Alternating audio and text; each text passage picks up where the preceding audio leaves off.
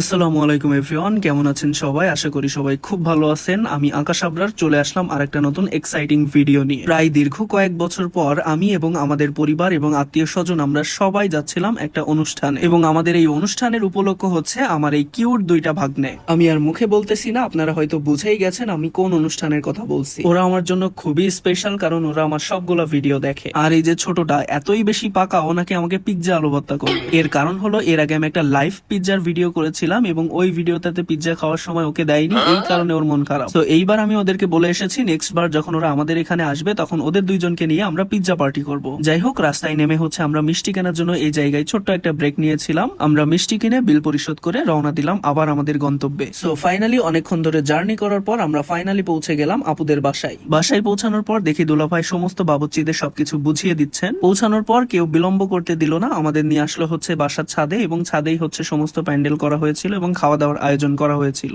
আমি যেহেতু আব্বুদের সাথে বসেছিলাম এবং লজ্জায় আমি কোনো ভিডিওই করতে পারিনি, এবং আপুদের বাসার ডেকোরেশনটা এতই সুন্দর ছিল, এত আত্মীয় স্বজন থাকা সত্ত্বেও চারিদিকটা অনেক গোছালো ছিল। আর এই হচ্ছে আমার একটা আব্বাজান, আর এই হচ্ছে সেই ধূর্ত এবং চালাকটা। এটা যে এত পাকা, আপনাকে যে কোনো ভাবে বোকা বানিয়ে দিতে পারে। আপনারা সবাই ওদের জন্য দোয়া করবেন, ওরা জীবনে যাতে অনেক বড় হতে পারে, বাবা মার স্বপ্ন পূরণ করতে পারে এবং বাবা মার সঠিক সম্মানটা বুঝিয়ে দিতে পারে। সবাই সুস্থ থাকবেন, ভালো থাকবেন, দেখা হচ্ছে আরেকটা নতুন ভিডিওতে।